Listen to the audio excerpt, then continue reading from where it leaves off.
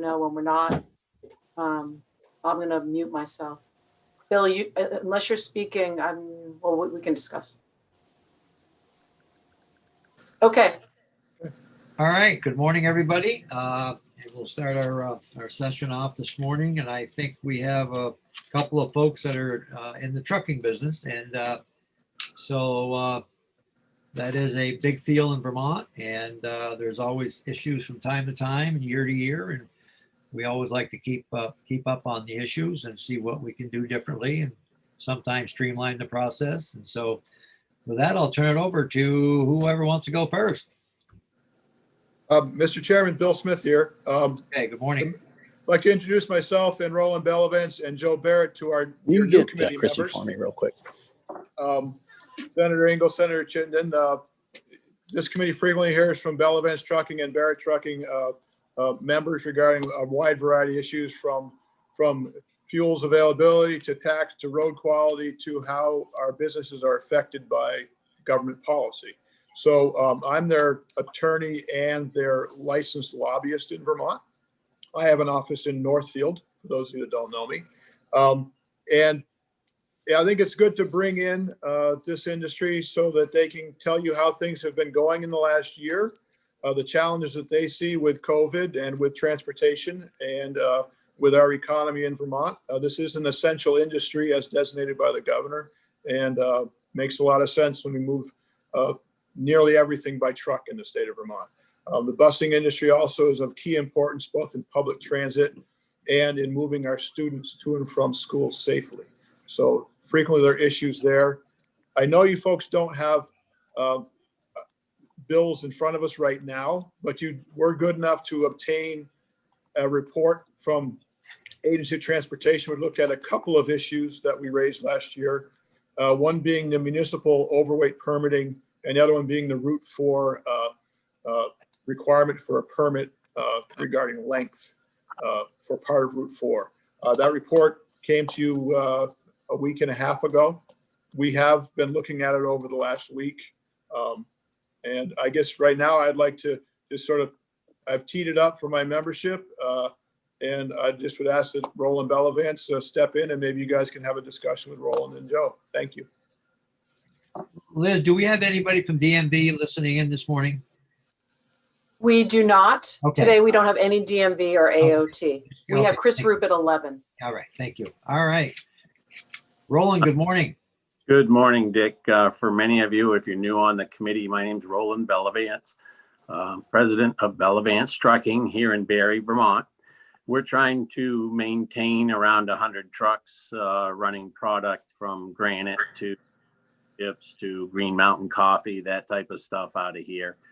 And for us on the COVID side, our guys are kind of used to being alone anyways in the truck. The only thing that's kind of affected them is, number one, where you get to eat, meals, rest stops, that kind of thing. A lot of the customers that we deal with, you cannot go inside.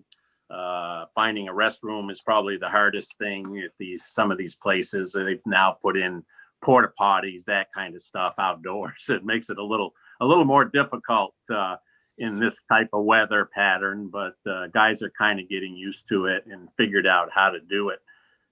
We've actually had 4 of our people test positive for COVID, but it was all through family members, whether it be a husband, a wife, a girlfriend, something like that. So on the business side, we actually have been fairly busy in that for some reason nationally, chocolate chip sales are up.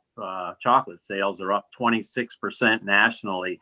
So Barry Callebaut up there in St. Albans has been extremely busy putting out chocolate chips for the world. We've also been busy in hauling water and milk for the Hood Company out of Barre here. So business-wise, we've been extremely busy. Labor-wise has been extremely tough here in the state of Vermont. We've got, I think, 10 to 12 open trucks right now. I could use 20 people if I could find them. And if I found 2 today, I'd be ecstatic.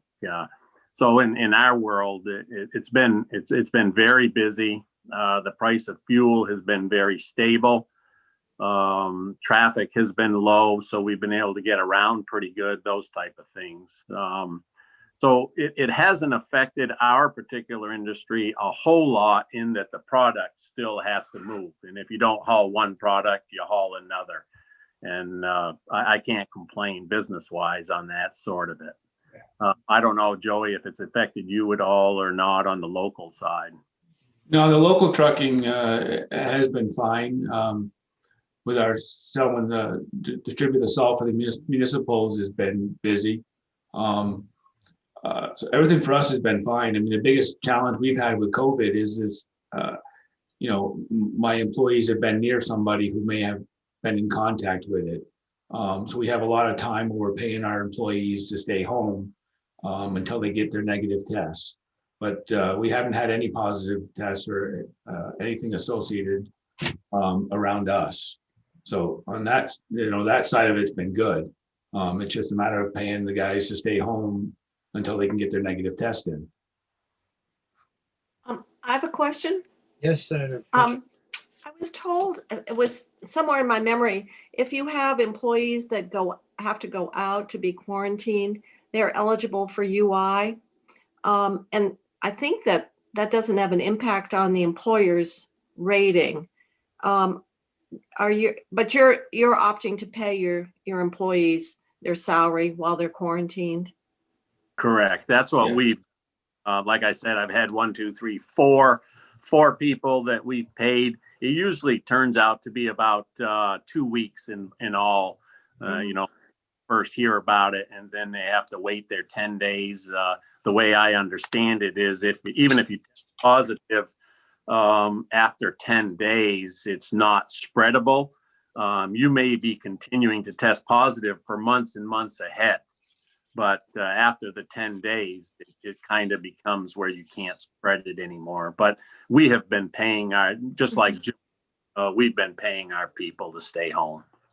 And obviously that's to their advantage, and it's to your advantage to keep your employees. So Yeah, they're so hard to find right now. Yeah. And now, with the National Guard sending off 1,000 people here for the next year, it's going to make it even tougher because I think almost 75 of those guys are in the transportation department. So it cuts our pie a little bit tougher.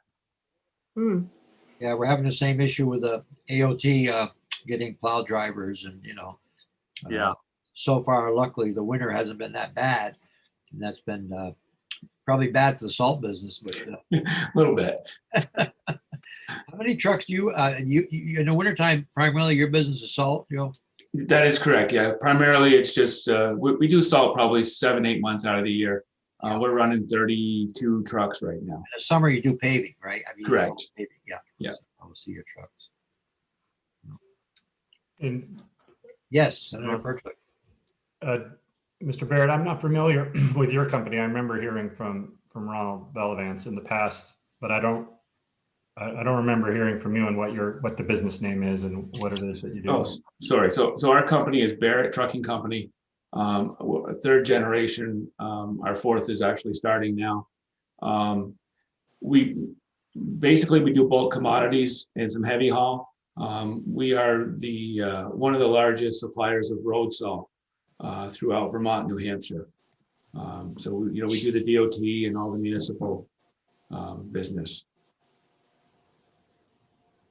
Yeah, you see his trucks all over the Barrett Trucking, and for hauling salt, he keeps them very, very clean. I don't know how they do it, but you'd think they'd be all rusted, but they're not. So how's the year been? Can you give us some ideas of what you see are issues out there that we should address, or what we've done? I know we have some reports coming back pertaining to trucking. We're always trying to keep up on what we can do a little better, what we can do smoother. And I know permitting was a problem at one time. We want to know if that's working, or Woodstock. Woodstock was an issue. And so can you give us some information on that? it looks to me, I read this report that the state had somebody do, and it looks to me like Woodstock doesn't have any leg to stand on. Could you tell the committee what the issue was, Roland, firsthand? Back in 2000, Vermont used to have some truck routes. I don't know if you remember, Dick. I worked very close with Dick Mazza on trying to get 53-foot trailers throughout Vermont. That was becoming the norm.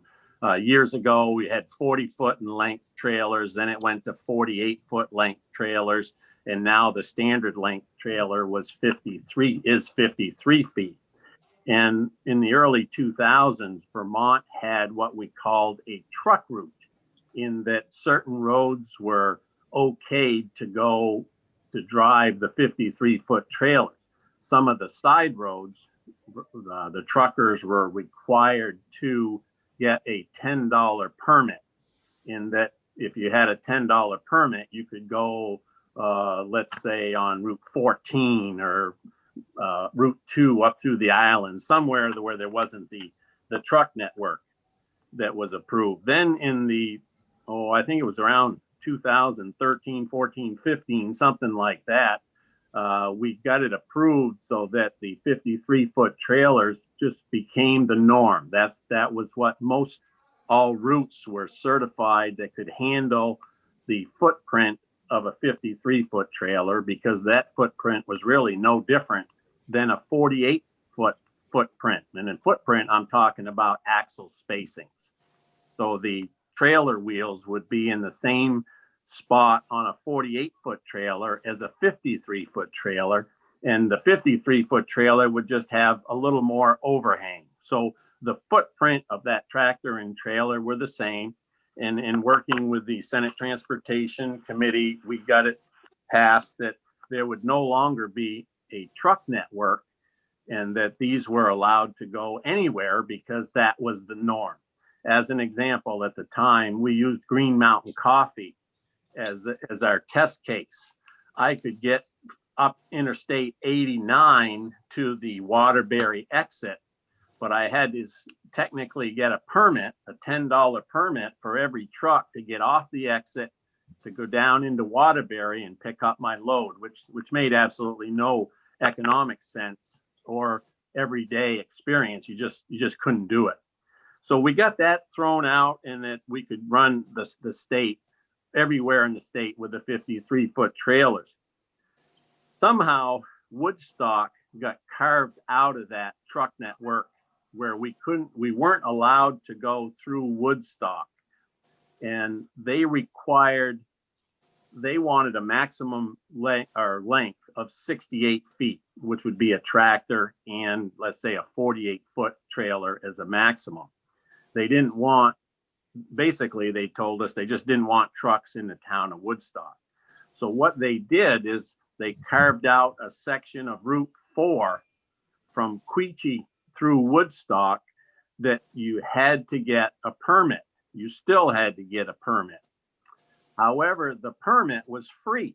You didn't have to pay for the permit, but you technically had to have a permit in the cab of the truck. And if you didn't have a free permit, and Woodstock or DOT or somebody stopped you along Route 4, the fine was $390 for the first time, $797 for the second time, and almost $1,000 for the third time if you didn't get your free permit. We kind of said, this makes no sense. How much, they kept saying, Woodstock kept saying it was a safety issue. And the trucking industry kept saying, well, how is a free permit a safety issue? So we eventually, the last couple of years, we've been working with the Transportation Committee to try to get Woodstock, that permit, thrown out, in that there have been many upgrades over the last 4 or 5 years on Route 4. And in many cases, that road is a lot safer than most of the roads that we are traveling now. So in essence, we asked the state to look and do a study to see if we could actually eliminate that Route 4 permit, in that our claim was the road's no safer with a free permit than it is without a permit. However, our truckers in the industry are having to pay $397 fines, and it just makes no sense to us at all. So we're asking the committees to come up with a way to throw that permit out the door so that we can, it's only that's the only road in the state left, is that I think it's 12 or 13 miles, something like that, from Route 100 over to the New Hampshire border. And we've asked the state to kind of eliminate and make that thing go away. The other thing that we've been working on and has been, I think, has been an awful pain, and I'm going to let Joey talk about this one because he knows more about it, is the $10 town permits.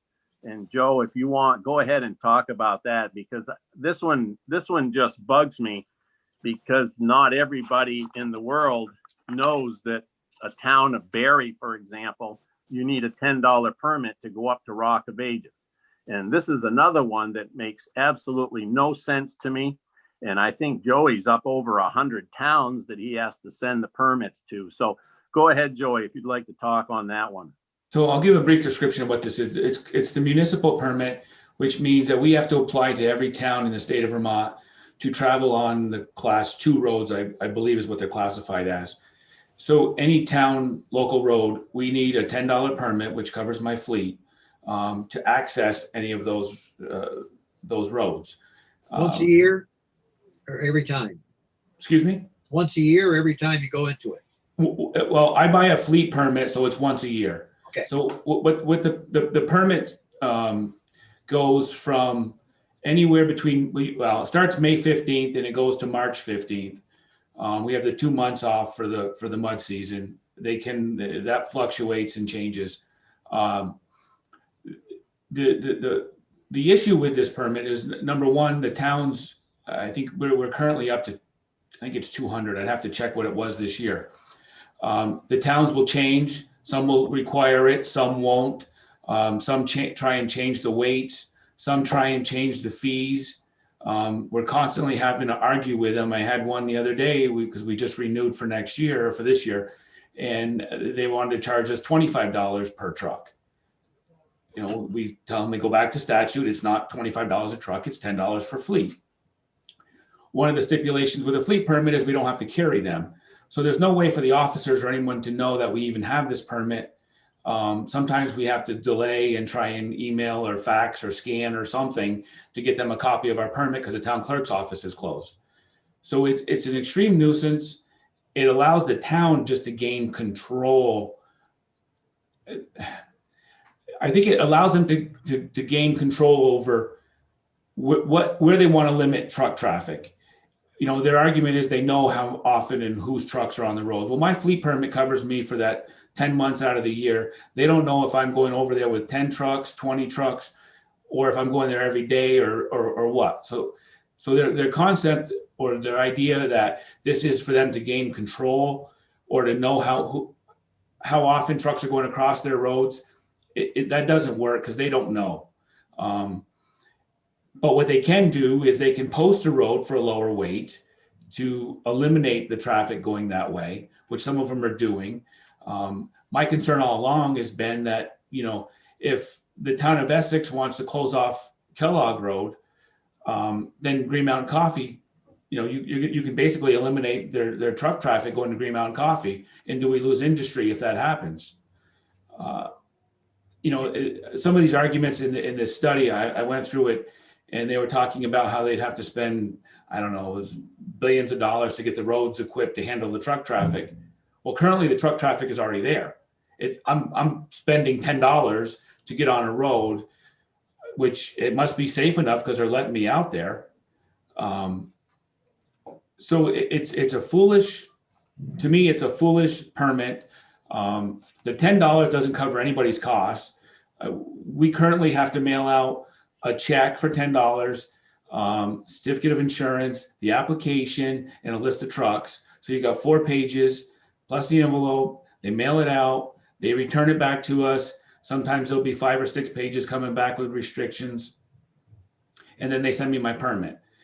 It's a waste of paper. It's a waste of the time with the mail. And all it is for $10. I don't see the need for the permit. I guess we can do a restriction, during mud season.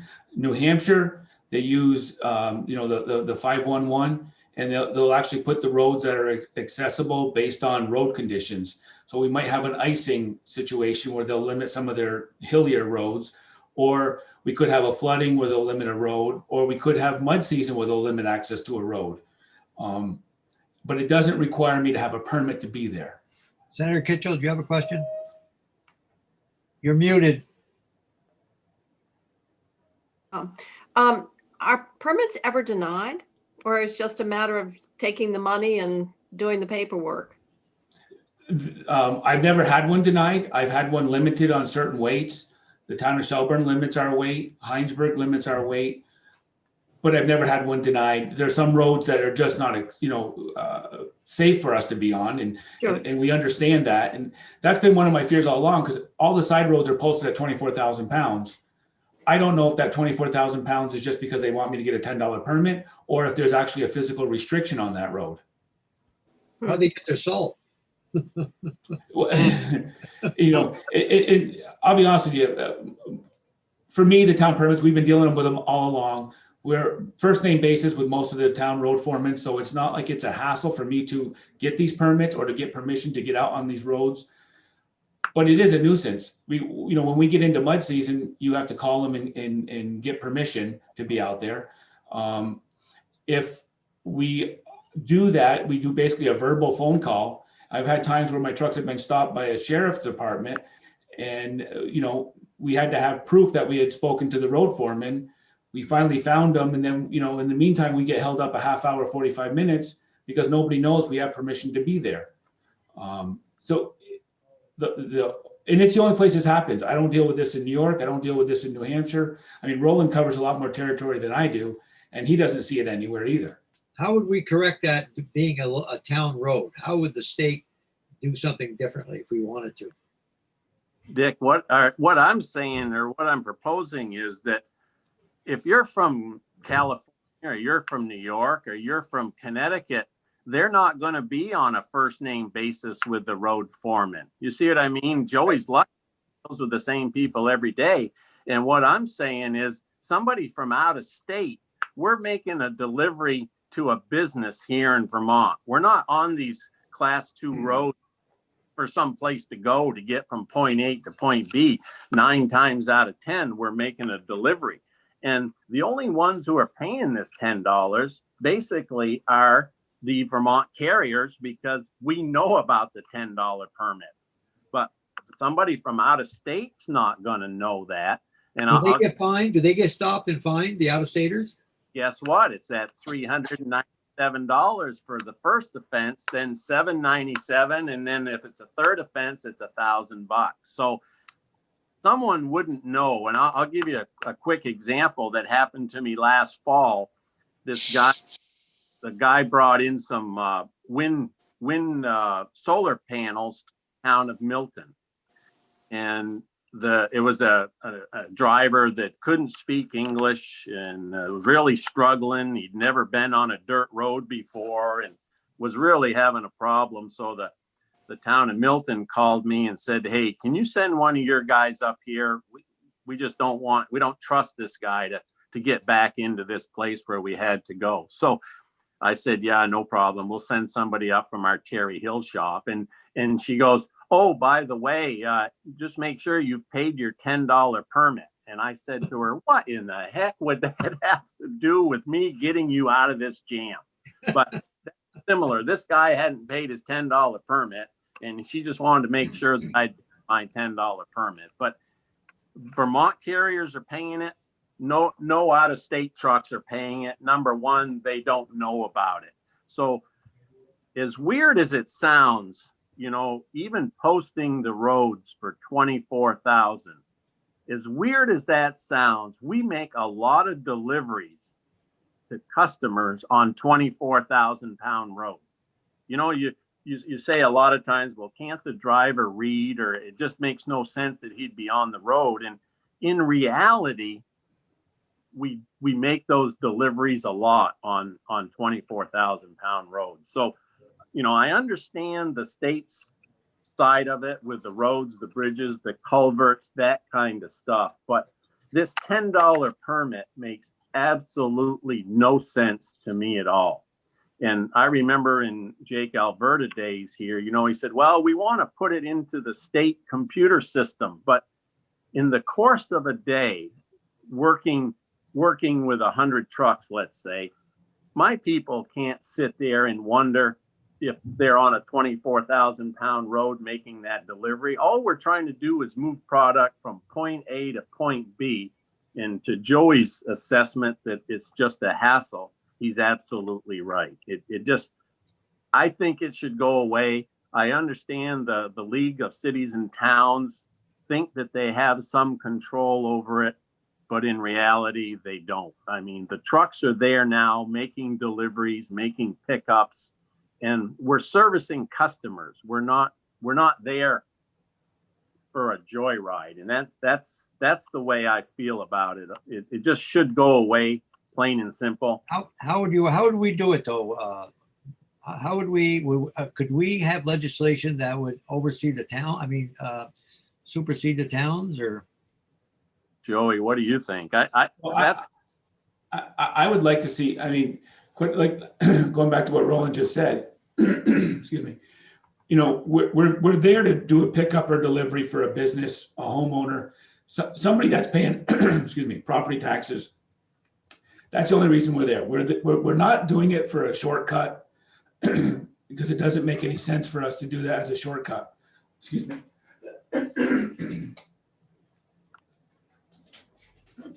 Sorry about that. You know, I mean, I don't know if we can write something that our registration is valid for, you know, any 24,000 pound road, as long as we're doing a delivery or a pickup. I don't know if that's a possibility, but, you know, to see us out there, again, the misconception is that, you know, we're going to start leaving, you know, Route 7 and go cross lots, come through Richmond to get over to the interstate. You know, none of us are going to do that. That's not, it doesn't make sense for us. The only time we're going to be on these roads, or, you know, I'll say anytime, but the majority of the time is going to be for a pickup or delivery. That should be included in our registration to be able to access these homes and these businesses or whatever they are that are on these town roads. I don't know if there's a possibility to doing it that way. And maybe you just limit that there's no through truck traffic on the road, you know, based off our registration. You know, I don't know what the solution to that is. Yeah, we'd have, yes, Senator Ingalls. I can tell you, as far as being on the town select board of Irisburg, when I was there, these permits made no sense to us neither. I mean, to be honest with you, we had no idea why, how, when, who of any of that. And we also understood that it was only the local truckers who were paying it, the ones that were coming through. It wasn't any of the out-of-state truckers who would have passed through. So we just thought it was a mandate from the state. It wasn't important to us. It wasn't a revenue source to us, to where it was so important that we followed up with even answering the question. But so I would sympathize with these truckers, very much so. On a state level, I guess my question would be, on a state level, what would we have to do? I know we've talked about this many times. What would we have to do to make this possible? Because we are working with towns, and do we have the jurisdiction to change that? Mr. Chairman, I believe you Yes. do. And the key areas are the fine structure that's in state statute. And to sort of clarify what Roland said about the fines for this, it's based on the amount of weight you are over the posted weight. So for example, an 80,000 pound truck on a 24,000 pound posted road is going to pay not a $400 fine, but about a $5,000 fine. A truck that's like a fuel oil delivery truck that might be 42,000 pounds, his fine, if he doesn't have the town permit, might be $1,800, $2,500. So it's a sliding scale based on how far above the weight, the posted weight, your vehicle is. So what happens is someone gets pulled over on a secondary road in a town that's posted 24,000. the officer who pulls them over, stops them, has to get certified scales to weigh his truck, and then issues a ticket based on the difference in weight. And some towns are more aggressive about it than others. Some towns, maybe perhaps Irisburg, it's not a big deal, but towns like Williston, it's a big deal. Barrytown is starting to do some more fining out in this regard. So I think it's the fine structure that our legislature sets that can determine the size of the fine. And then as far as what is allowed on a road, that's also in statute as well. So your town, we would have the authority at the state to require the towns not enforce this on their highways? I think what it would be the state has the authority to tell towns what is allowed for a fine structure, and also what it can do to limit its road, the access to its highways by the trucking public. So you do have that authority now that's in statute. And if it's going to change, it would have to be, you'd have to have a bill in front of you that has some language that the towns can look at as well, obviously. And we could talk about it. What's the League of Cities and Towns? What's their I know you've probably discussed it with them. What's their thought on this? It's a local control issue, as simple as that. They don't wish to cede any authority that they've been given by the state back to the state. Oh, that's what I figured. Yeah, that would be the. I'm just trying to figure out. I know we've discussed this for a long time. What is the approach versus towns versus state? I can see our state highways, but when we get into towns and they say, well, we have jurisdiction over Class 2 highway, naturally, and so we can make these rules. And I just wondered how many towns are really want to give it up. I don't think it can't be for the money. There can't be a lot of money. Is it? Where's the fine money go if they're fined? It doesn't go to the town. It goes to the town if they've enacted a municipal ordinance that mirrors the state fine structure, which many towns have done. So, yes. Or yes. it's 50-50. Senator Perchlik, go ahead. I think from what I remember from other times we've discussed this is that it's the 24,000 pound limit that requires the permit. And what I thought the Truck Association was asking last year is just move that to 80,000 pounds. That's the requirement for the state highway. So if you just said any truck can go anywhere in Vermont as long as it's under 80,000 pounds, that's what I thought you being the Truck Association was asking last year. Is that right? Yeah, that's correct, Senator. I mean, we're happy to have this discussion in the committee. And if we can come up with legislation that could be a vehicle for that discussion, we're happy to do it. Our position is, we're not on these roads for no reason. My members and the members of the fuel dealers and the members of the building supply delivery companies, they're all in the same boat. And everyone's affected by this if they get a ticket. If you don't get a ticket, you don't care. And they're there anyway, as Roland said. So I think that it makes a lot of sense just to run our vehicles on the roads the same as we're doing anywhere else, and not have my members in the situation where, like the Route 4 situation, it's a gotcha. Senator Moser. You have a legal truck. Senator It should be Chittenden. legal. I didn't mean to interrupt you there, Bill. My apologies. I just wanted to say a couple things. So it doesn't seem like it's the $10. It's the inconsistency and the very, very uneconomic way to assess or track usage of our roadways. I serve on the city council and I know how expensive roads are. So I think I have an idea of what they're trying to accomplish, but I think there's a much better way to do it. So I fully support us looking at ways to apply more consistency so that that we don't have municipalities slapping these nuisance registrations that can be inconsistently applied. I would also be interested in that conversation to look at what other states are doing with regards to license plate recognition using technologies today. So if I had the ear of that select board, and what I think I'm hearing from you today, all of you, your testimony, you'd be happy to be assessed a fee for using the roadways. You just don't want to have to spend lawyers' time filling these papers out, and then also not having other people having to that are interstate travel, having to do the same registration. So I'd love to look at technologies that would still achieve the same goals of what these local select boards are trying to do, which is tracking the heavy truck usage of our municipal roads, but do it in a much more efficient way that doesn't inhibit all of the important economic activity that our truckers use. I don't know if that made any sense, but I definitely support finding consistency for ways to better do this for our municipalities. Well, at this point, I think we got the issue before us. We're not going to resolve it this morning. We got some thoughts out there. Let's Bill, why don't you spend a little time on it, and we'll schedule another meeting, and we'll continue discussing this issue, see what we can come up with. And you've heard the comments this morning. We've heard the concerns, and let's get back together as soon as you got something that we can look into specifically. And like Senator Chittenden said, let's look at other states or what we can do to make it more streamlined and efficient. And because we don't want to get in a battle with the towns if it's not going to work, because that doesn't work. If 50 towns decide they don't want to do it or whatever, and we don't want to get in that battle. We want to do this in a manner that we can do it. We know the issue, and let's see if we can resolve it. So with that, this morning, I think we'll leave it there. And we'll get back together at a future time. Unless there's any other questions at this point, we'll reconvene when we get more information. Dick, Is that do all right? we know Thank you. where the Route 4 issue, is that attached to some bill somewhere or not yet? Where did we leave that? Do you remember, any member of the committee remember where we left that discussion?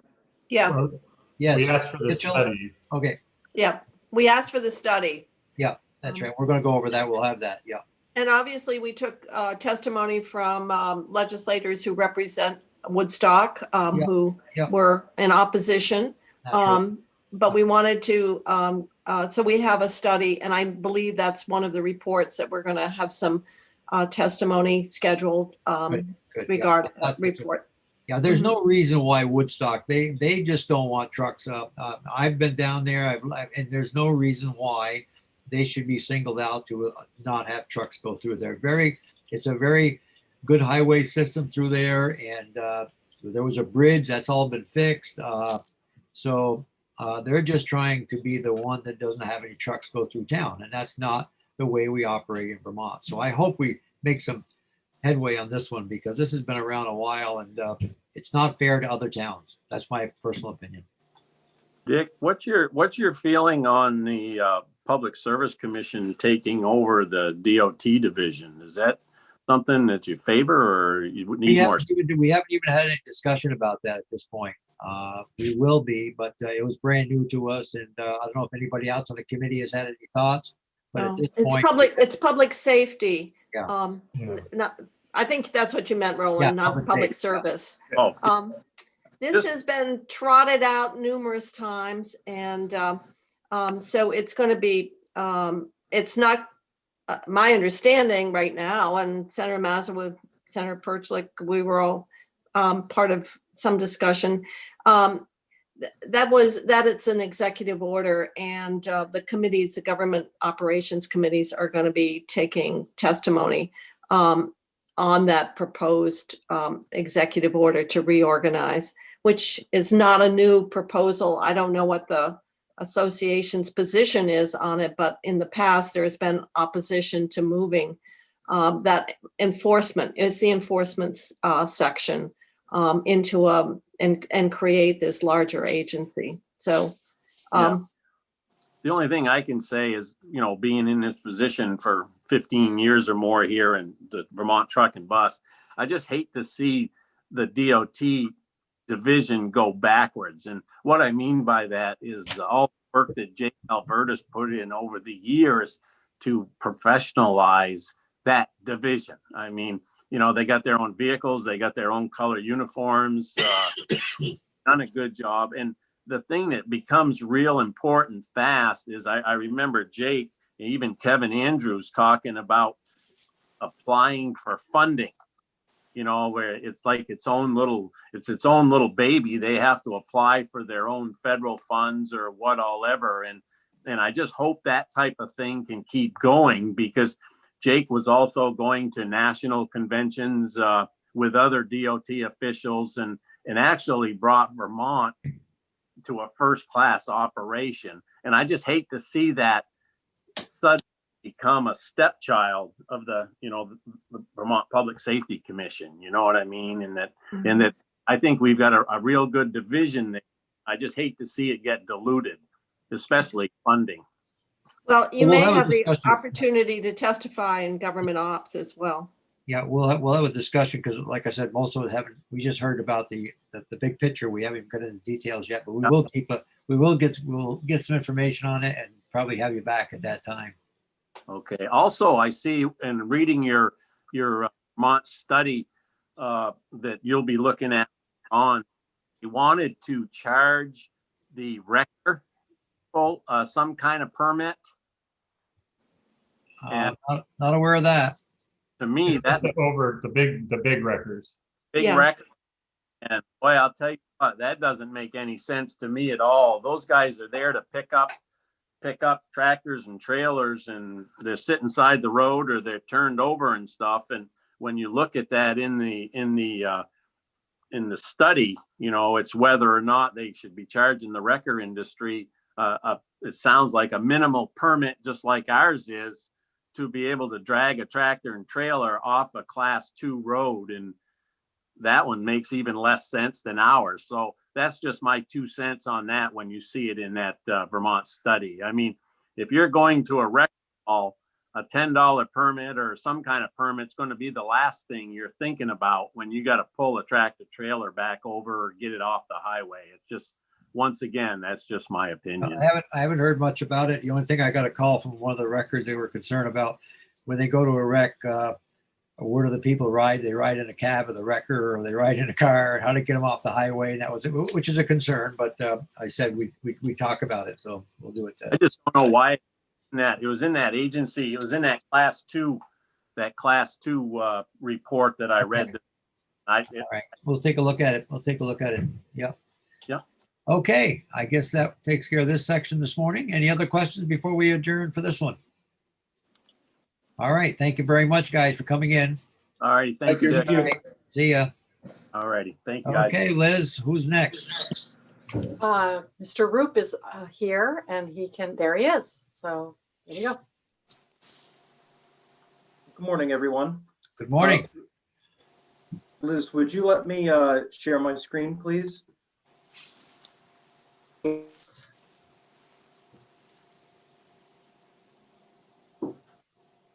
Okay.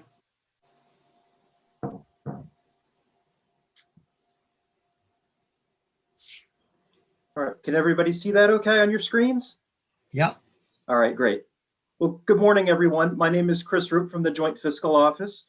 Today, I'd like to share a few slides to quickly go over the recent January consensus revenue forecast with a specific focus on transportation revenues. I'll also mention some of the federal funding we anticipate receiving from recent congressional legislation, and hopefully leave some time for questions. So, as you know, the January consensus revenue forecast just came out, and it has some relatively good news for the T Fund. The latest forecast upgraded projections for the state's transportation collections compared to the August 2020 forecast and increased the FY21 projection by $16.2 million. And the cumulative total forecast between FY21 and FY25 was upgraded by $26.3 million. However, that upgraded forecast is still below the January 2020 forecast a year ago before COVID. These lines show the difference between the three forecasts. The black line segments show actual collections across all T-Fund and TIB fund sources. And that yellow line represents the original projection from a year ago before COVID. The red line shows the downgraded August revenue forecast, and the green line shows the recent January 2021 forecast. You can see that although the recent forecast looks more optimistic than the August one, our revenues are still projected to remain lower than what we thought they would be last January, until about FY26. Overall, that gap between the yellow and green lines adds up to a cumulative total of 62.8 million less in revenue between FY20 and 25 compared to that pre-COVID forecast last year. Now, this is significantly better than the August forecast, which predicted a cumulative revenue loss of 89.1 million over that same time period. But that revenue loss is still notable. Here we can see how the January forecast predicts the transportation revenues will look like by source. You can see that after taking a significant dip in FY20, the forecast predicts a steady climb in revenue in future years, which we saw on the green line on the last slide. But take a look at those blue bars. Those represent the amount of money coming from gas and diesel taxes and assessments. You could see here how those blue bars dipped around FY20 and FY21 due to COVID, and that over time, those motor fuel taxes are projected to be a smaller and smaller share of the overall pot of money, dipping from 41.5% of total transportation collections in FY15 to 35.1% by FY26. Meanwhile, the purchase and use tax and DMV fees steadily increase their share of the transportation funds. Chris, Senator Mazza? Yes, Senator Perchik. Chris, can you just remind us who's doing these forecasts? You know, when you talk about a consensus forecast, or is it just JFO, or are you working with the? Oh, no, this is Kvet and. This is Kvet and the governor's, why am I drawing? Yeah, it's consensus by our independent economists. Okay, so you're just reporting that JFO doesn't do their own. No. This is consensus. No, Kvet is the legislative economist, and they do not only the T fund, but they also do the education fund and the general fund. Okay, and it was done just for some historical context. It used to be that there was and in some states it still happens, is sort of a dueling data and different economic forecasts. And so it was back in Governor Dean's administration that it was agreed that there would be a consensus forecast between for both the executive branch and legislative branch, so that we're operating with the same forecast number rather than getting into a debate which one is right. Right. Somewhere along the line, we still haven't addressed the electric vehicles that are going to continue to grow of any revenues. We're talking about fuel tax all the time, but well, I was just going to ask if that was part of the forecast. This is just based on economic modeling and not, or do they take into effect like the increase of electric vehicles or other factors like that, or is this just economic? That's getting into a level of detail on the forecasting that Tom Kvet would have to answer for us in terms of what factors they or future trends. I don't think we're figuring that out at all. I guess I'm curious to understand why, because we are promoting electric vehicles. We want them to come, but on the other hand, I don't see any projected revenue in 2026. So anyway. And then the more that you see as far as in these trends, the more electric vehicles you have, these numbers are going to keep on going down. That's right. That's right. You're going to drop the fuel consumption naturally, and we are promoting electric vehicles, and I don't have any problem with that. But on the other hand, how are we going to substitute the gas tax? And some of this has been driven not only by, because the number of EVs is still relatively small, but gas efficiency and more higher mileage, per gallon vehicles. Although one might assume that the Vermont love of our pickups which are not particularly miles per gallon, but all of that is influencing the blue. Roland, are you still on? Yes, I am. Are there any electric, I know there's talk of electric trucks. I read the magazine every month, big rigs like yours. Do you have any yet or no? Oh, no, we're struggling.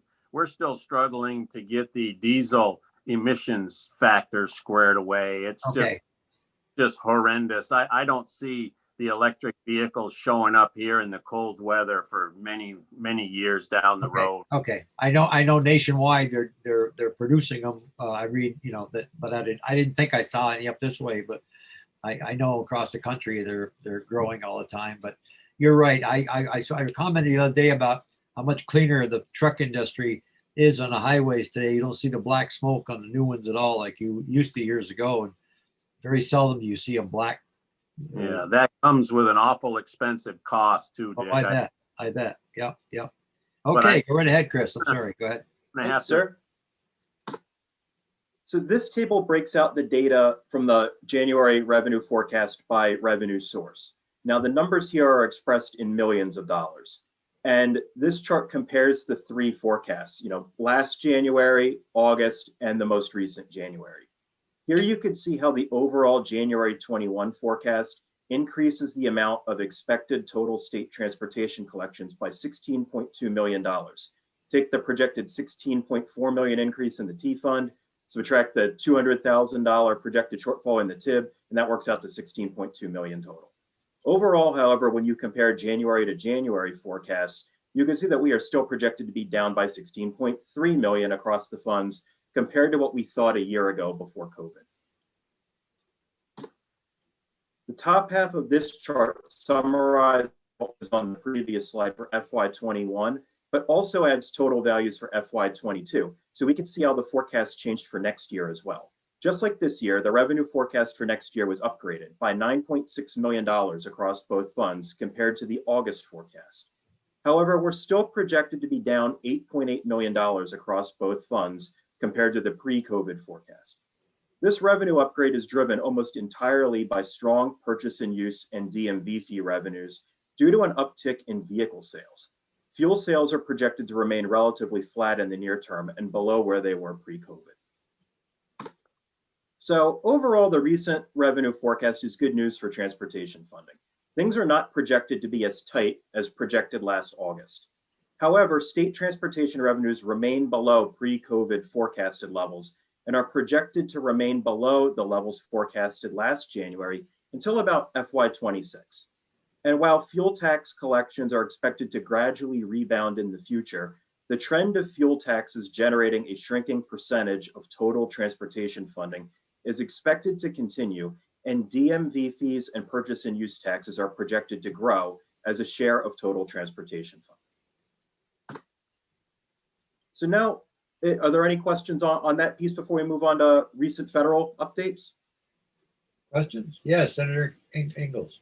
Why do you forecast that the usage in fuels will go up through 2026? Just what's the thinking on that? Just the economy and. Yes. So we're in a really interesting time where, people are driving much less due to stay-at-home orders, working from home. I mean, how many fewer trips are you making to Montpelier this session?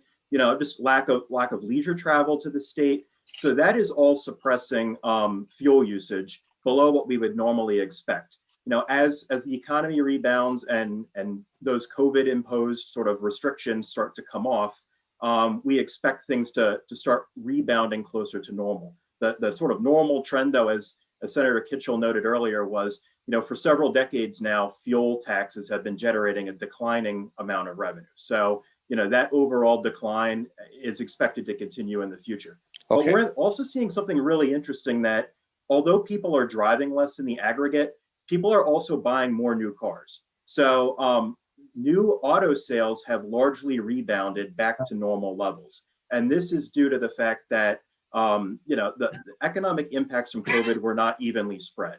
And, there's a lot of federal stimulus dollars that are floating through the economy. And while a lot of people are really hurting due to the repercussions from COVID, there's other folks who, may not be hurt as bad and may have more disposable income. So, after seeing a really big decline in car sales earlier in calendar 2020, in most recent months, we've started to see that activity bounce back.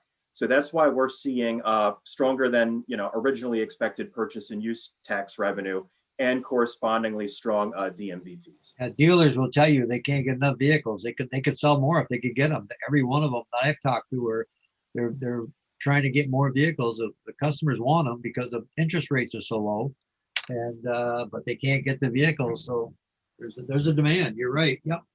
And people have also, that's a great point, Senator. And it's also, a lot of people have changed their spending habits due to COVID too. You see way fewer people spending money on services and entertainment, for example, and much more money going toward, durable goods, furniture, renovating your house, buying a new car. So consumer spending patterns have changed a bit as well. And that has also led to stronger interest in buying vehicles.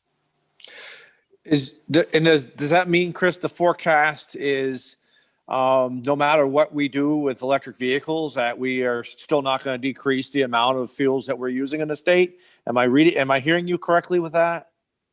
So I think if I'm understanding your question correctly, I think, it's likely that not just electric vehicles, but just more fuel efficient vehicles in general are going to be more widely adopted in the future. And this trend really began, going back to the 90s, where before we had as widespread hybrid options or, all electric vehicles out there, the federal fuel efficiency standards required cars to be more fuel efficient. So just as the number of cars on the road, they've become newer, they've also become more efficient.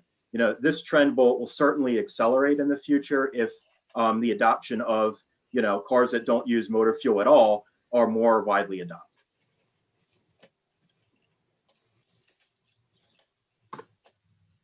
Okay. Thank you. So let's pivot a bit to what's going on in Washington lately. As you know, federal funding represents a very large portion of Vermont's transportation funding. More than half of the annual transportation spending comes from various federal funding streams, like formula and competitive grants.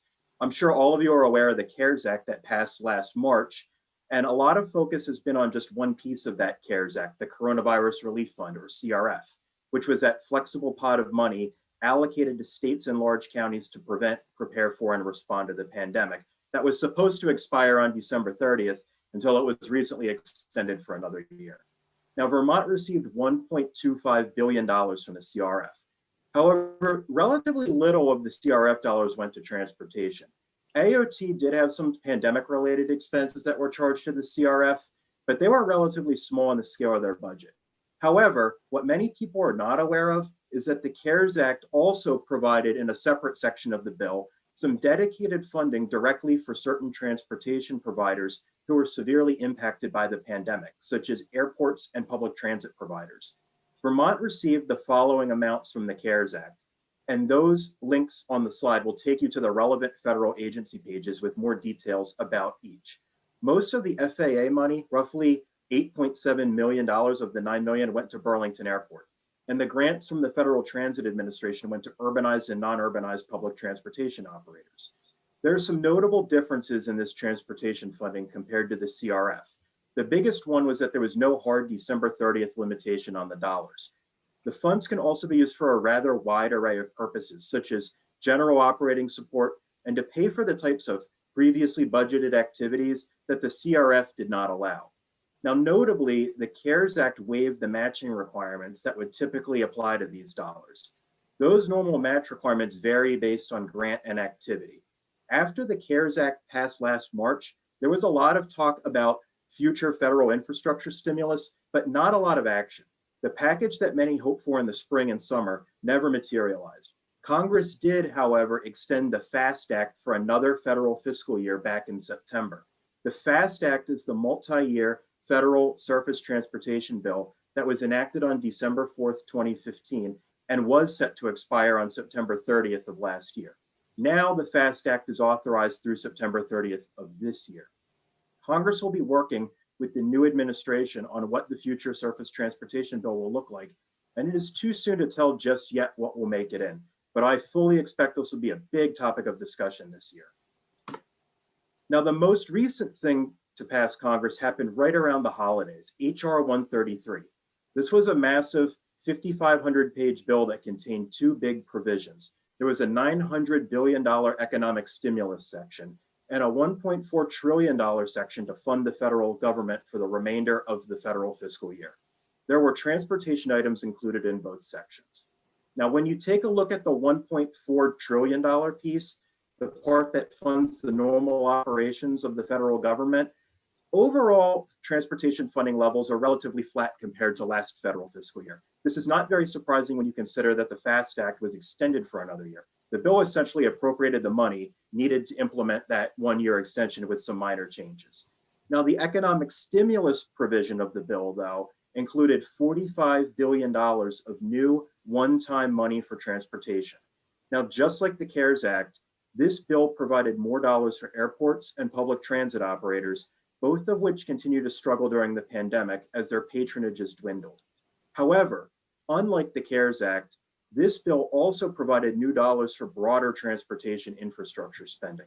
Namely, it's estimated that the FHWA will be providing Vermont with an additional $50.4 million in surface transportation block grants. Those grants can be used for a wide array of purposes and can be spent down until the end of federal fiscal year 24. As a reminder, the federal formula money typically operates a little differently than state dollars. With the feds, they will usually approve an allocation for each fiscal year that sets a number of dollars available to be obligated, but the state has several years to actually draw down the money, usually on a reimbursement basis. The guidance is starting to come out of the federal agencies on all of these programs, but not all details have been released yet. I expect we will learn more in the next few weeks.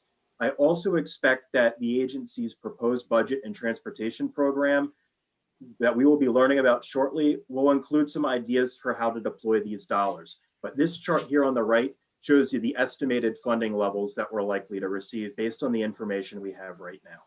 So Chris, I believe that the budget adjustment does include 1.6 million of Yes. the of the surface transportation block grant.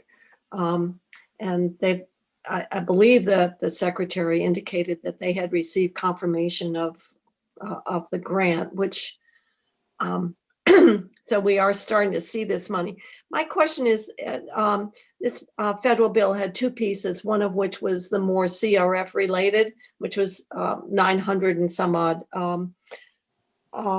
billion, and then the other was the regular budget. Are we talking, where did the T fund, where did the transportation money, which section? Is it in the regular budget or is it in the COVID related section? Yeah. Excellent point. The money we're talking about now is in the COVID related section, the $900 million COVID stimulus. Okay, that's all. I just wanted to be clear because it really rolled together two appropriations. Okay. Would you go Absolutely. spend it? And Okay. Senator, your point about the BAA and the 1.6 million, yes, your understanding, that's absolutely correct with what I've heard, is that, you know, the 1.6 million being added in federal funds in the BAA for paving comes out of the $50.4 million pot. The $50.4 million, while we are still waiting on the technical guidance to be released around how these dollars differ from the way, you know, normal surface transportation block grants operate, there is language in the bill that gives these dollars much more flexibility than they typically have. And I'll dig into that in a couple slides. So let's take a quick look at each of these COVID stimulus funding streams from HR 133. Now, the $3.9 million of FAA funding will be channeled through a new grant program to airports and can be used for a wide range of operating expenses. The FAA just released an FAQ document last week and has not yet released dollar amounts for specific airports, though, but it is expected that Burlington International Airport will be the largest recipient. There will be no match required on these dollars, and they will be available to obligate until the end of this September. The biggest chunk of the transportation stimulus money will flow through the Federal Highway Administration Surface Transportation Block Grant Program, but with some changes. This program provides flexible funding for a rather broad range of uses. HR 133 allocated an additional $9.8 billion nationwide to states, and Vermont is likely to receive approximately $50.4 million. FHWA has not released the technical guidance yet, but the text of HR 133 indicates that these supplemental dollars will be available to draw down until the end of federal fiscal year 24 and can cover up to 100% of costs instead of the usual 80-20 match. This stimulus funding can also be used for a wider range of purposes than surface transportation block grants typically typically can be used for, including maintenance. I've included a link below with some further details about the types of projects that are typically eligible for these block grant dollars. Now, again, we're still waiting on FHWA to issue some guidance on these dollars. The information on this slide reflects what's in the statute and the text of HR 133. But I expect there will be quite a few opportunities to leverage these dollars in the transportation program. And I think these funds will help the state offset some of the impacts from lower projected T-fund revenues. The stimulus provisions of the bill also provided more aid for public transit operators. FTA just recently announced apportionment amounts, which are noted on this slide. The funding has no match requirement and can be used for a broad range of operating expenses. And lastly, HR 133 included some other funding streams aimed at helping the transportation sector, but we're still waiting on details to see how these funds will flow. A section of the legislation allocated $2 billion to help private transportation providers, and we expect that US DOT will be setting up a grant program for these providers to draw down these funds. The bill also authorized some additional funds for Amtrak, including just shy of $175 million to help support state-sponsored routes. We are still waiting on details to be released on how this funding will work. For example, will it be allocated directly to Amtrak or routed through the states? So let's shift gears away from the stimulus dollars now. These totals represent anticipated formula apportionments for Vermont through the major federal FHWA funding streams. These amounts were released back in October, shortly after the FAST Act was reauthorized for another year, but prior to the passage of HR 133. I have not seen any updated numbers released since the passage of HR 133, but I wanted to provide this to give you a sense of the universe. Again, due to the way the federal dollars work, these are the amounts that are authorized to be obligated in a given year. The actual dollars are drawn down over a period of years as projects move through the process. And again, these are just formula apportionments from FHWA. They do not include competitive grants or non-FHWA transportation funds. So let's sum everything up in one final slide. The most recent revenue forecast upgraded the outlook for Vermont's transportation collections by $16.2 million higher than what we thought last August. However, even with that good news, we are still looking at a forecast that is 16.3 million lower than the pre-COVID forecast last January. The increased revenues are driven by strong purchase and use revenue and DMV fees from stronger than anticipated vehicle sales. Meanwhile, motor fuel taxes remain relatively weak as people drive less and buy less gas. In other words, car sales have started to bounce back, but people are still driving their cars less overall. We also know that Congress is sending more money to states for transportation. Right now, we're estimating a total of about $83.6 million for transportation will flow through the state, with $3.9 million for airports, $29.3 million for transit, and $50.4 million for a wider array of surface transportation investments. The federal agencies have not yet issued guidance for all of these funding streams, but details are starting to emerge. We know that these dollars can generally be used for operating support and expenses at up to 100% of federal share. These funds will help our transit operators and airports, which are all continuing to struggle with the impacts of the pandemic, and will also help the Agency of Transportation maintain operations. We expect to see plans for spending down these dollars included in the forthcoming FY22 proposed transportation program. We also know there will be some funding opportunities available to help private transportation operators and Amtrak, but details have not yet emerged on how those dollars will flow. Lastly, with the looming expiration of the FAST Act in September and a change in administrations, what will the future of federal transportation funding look like more broadly? We expect we'll see more answers to this question between now and September. So I've spent a lot of time talking, and I appreciate you hanging in there as we went through all this. If you have any questions about anything I've presented, or if there's any topics you'd like me to dig into a little deeper as we move forward, please let me know. My contact information is on this slide, and I welcome you to send me an email at any time. Thank you. Questions? A lot to cover here. Yes, Senator Perchlik. Thank you, Chris. That was really helpful. And thanks for the links in there if we want to look at more information. Just to confirm, those numbers that you gave are just the Recovery Act money. There'll be regular federal highway money as well. And you're expecting that to be similar to past years. Correct. Senator Maslin? Yes, Senator Chittenden. Chris, thank you. Very detailed. And I'm looking at your slide deck and I'm seeing slides 12 and 13 and 14 where I see allocations for both transportation block grant of 50 million to Vermont and 4 million to aviation, and GMT broken out to different urban and non-urbans. Could you inform me as a new senator, where are these numbers generated from? Like, for example, the 2.4 million to Burlington's urban GMT. How does that come about? Is that based on need defined by our organizations or some formula established down in Washington, D.C.? How are these numbers arrived at? They're derived by formula. And these numbers came out of the FFIS service early on after the bill, and the federal agencies have since released some more details and confirmed these numbers. What they have not yet released is, specific on the airport piece, how much of it is going to go to Burlington and how much is going to be available for the smaller non-commercial airports. The statutory language of HR 133 divvies up these large pots of money into buckets, and then within those buckets, the federal agencies have formulas that dictate how those dollars are distributed. So it's not on need, it's just on the amount of money they have to divvy up. Correct.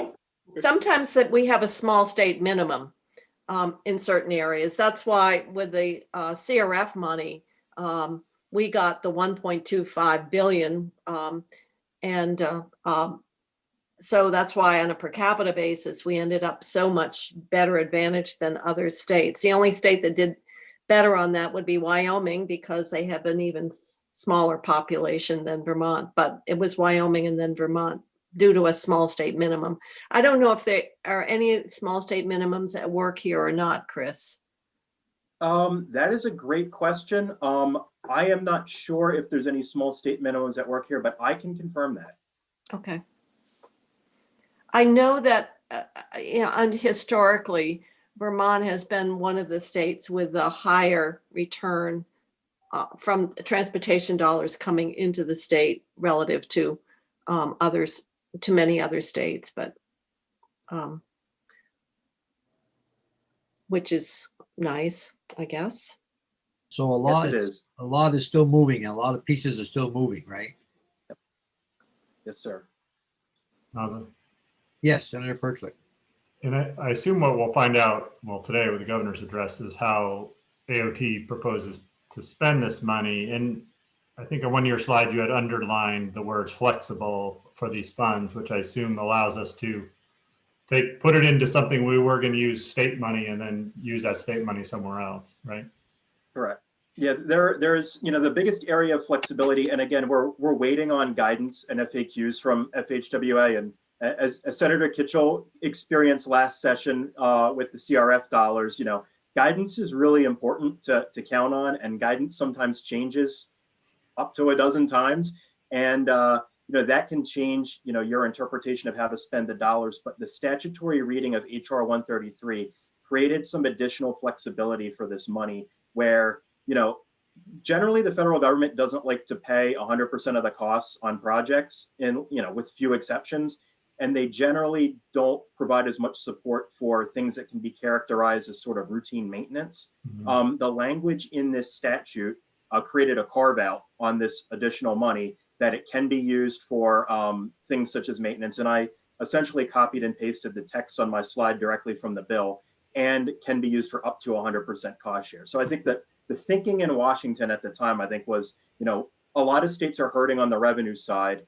How do we make sure some projects stay on track and infrastructure spending doesn't grind to a halt as a result of declining gas tax revenues and the like?